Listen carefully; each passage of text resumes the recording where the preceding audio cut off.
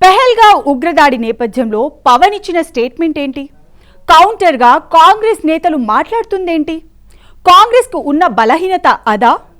తమ నేతల్ని కంట్రోల్లో పెట్టుకోవడం కాంగ్రెస్కి ఇంకా ఎప్పటికీ సాధ్యమవుతుంది?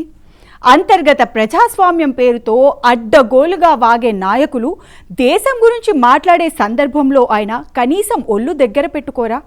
ఒక రాష్ట్ర సీఎం భారత్ పాకిస్తాన్తో యుద్ధం చేయడాన్ని సమర్థించను అంటారు. ఇంకో నేత ఐ లవ్ పాకిస్తాన్ అంటూ టీవీ డిబేట్లలో నినాదాలు చేస్తారు.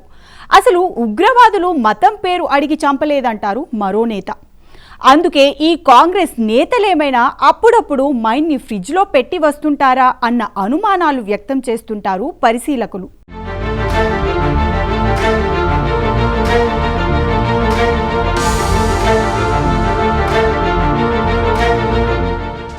ఏపీ డిప్యూటీ సీఎం జనసేన అధినేత పవన్ కళ్యాణ్ జాతీయవాద గళాన్ని మరోసారి బలంగా వినిపించారు.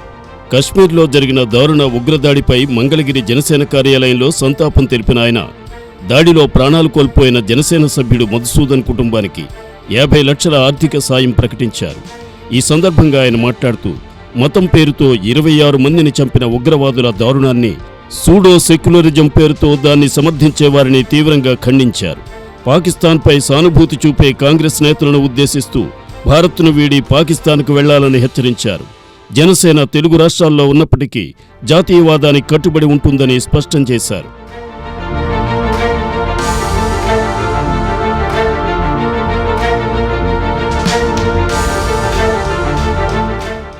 పవన్ వ్యాఖ్యలు కాంగ్రెస్లో కలకలం రేపాయి. ఈ క్రమంలో భువనగిరి ఎంపీ చామల కిరణ్ కుమార్ రెడ్డి జబ్బలు చరుచుకుని పవన్కి కౌంటర్ ఇవ్వడానికి రంగంలోకి దిగారు. ఆయన మాట్లాడిన మాటలు చూస్తుంటే అసలు పవన్ కళ్యాణ్ వ్యాఖ్యలు ఆయన బుర్రకు ఎక్కినట్టే అనిపించడం లేదంటున్నారు పరిశీలకులు. మతం పేరుతో హిందువులను వేరు చేసి చంపారని పెహల్గావ్ దాడి బాధితులు, ప్రత్యక్ష సాక్షులు ఒకవైపు చెబుతుంటే, ఈ కాంగ్రెస్ నేతలు కొందరు ఉగ్రవాదులు మతం పేరుతో చంపలేదని, అదంతా మత విద్వేషాలు రెచ్చగొట్టేందుకు బీజేపీ చేస్తున్న ప్రచారమనే అడ్డుగోలుగా వాగారు. ఈ వ్యాఖ్యలు సహజంగానే అందరికీ ఒళ్ళు మండేలా చేశాయి. ఈ నేపథ్యంలోనే పవన్ కళ్యాణ్ స్పందించాల్సి వచ్చింది. ఉగ్రవాదుల దాష్టీకానికి భర్తను పోగొట్టుకున్న భార్య అబద్ధం చెప్తుందా? కొడుకును పోగొట్టుకున్న తల్లిదండ్రులు అబద్ధమాడతారా? అసలు ఈ కాంగ్రెస్ నేతలు ఒక్కోసారి బుద్ధుండే మాట్లాడతారా, లేక మైండ్ని భద్రంగా లాకర్లో దాచిపెట్టి బయట తిరుగుతుంటారా అంటూ విరుచుకుపడుతున్నారు జాతీయవాదులంతా. ఇక్కడ ఓ మతాన్ని దూషించమనో, వారిపై దాడులు చేయమని అనటం లేదు. కానీ మతం పేరుతో చంపారన్న నిజాన్ని దాచిపెట్టాల్సిన పని కూడా లేదు. అయితే ఎంపీ చామలకు ఏమర్థమైందో తెలీదు. సూడో సెక్యులరిస్ట్ అనగానే కాంగ్రెస్ వాళ్లే కదా అనుకుని ఉండొచ్చాయన.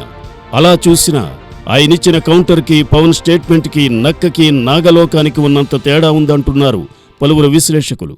రాజకీయాలంటే సినిమా కాదని, పవన్ కళ్యాణ్ ఎవరో రాసిచ్చిన స్క్రిప్టు చదివారని, స్థాయికి తగ్గట్టు మాట్లాడాలని 10 ఏళ్ల కిందట పవన్ కళ్యాణ్ అనుకుని మాట్లాడినట్లున్నారు చామల కిరణ్ కుమార్ రెడ్డి.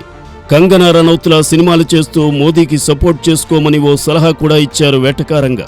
చెప్పాలంటే పవన్ కళ్యాణ్ ఇంకా చాలా నయం. మర్యాదగా పాకిస్తాన్కి పొమ్మన్నారు. అలా మర్యాదగా వెళ్లగొట్టడం ఏంటని, భారత్లో ఉంటూ పాకిస్తాన్కి సపోర్ట్ చేస్తున్న వాళ్ళని దేశద్రోహం కింద అరెస్ట్ చేసి జైల్లో పెట్టాలని డిమాండ్ చేస్తున్నారు సిసలైన సెక్యులరిస్టులు.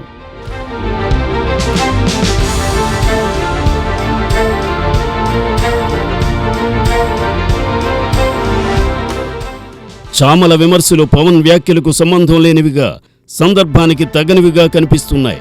ఇదిలా ఉంచితే కాంగ్రెస్ నేతలు అద్దంకి దయాకర్, సిద్ధరామయ్య వంటి వారు పాకిస్తాన్పై సానుభూతి వ్యక్తం చేస్తూ పాక్పై యుద్ధం చేస్తే ఒప్పుకోం, ఐ లవ్ పాకిస్తాన్ అంటూ పాకీలపై వల్లమారిన ప్రేమని వలకబోశారు. వీరి వ్యాఖ్యలు దేశవ్యాప్తంగా వివాదాస్పదమై కాంగ్రెస్పై ప్రజల్లో వ్యతిరేకత పెరిగింది. దీంతో కాంగ్రెస్ అధిష్టానం ఈ వ్యాఖ్యలను వారి వ్యక్తిగత అభిప్రాయాలుగా పేర్కొంటూ పార్టీకి ఏమాత్రం సంబంధం లేదంటూ సదరు నేతల్ని చీకొట్టి వదిలించుకుంది.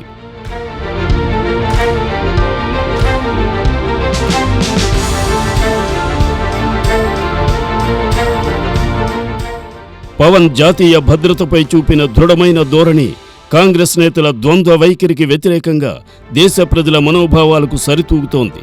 పవన్ వ్యాఖ్యలు దేశ ప్రజల భావోద్వేగానికి అద్దం పడుతోంటే, కాంగ్రెస్ నేతలు ఇలాంటి సున్నితమైన సమయంలోనూ తప్పుడు మాటలు మాట్లాడి రాజకీయ నష్టాన్ని కొని తెచ్చుకుంటున్నారని విశ్లేషకులు హెచ్చరిస్తున్నారు.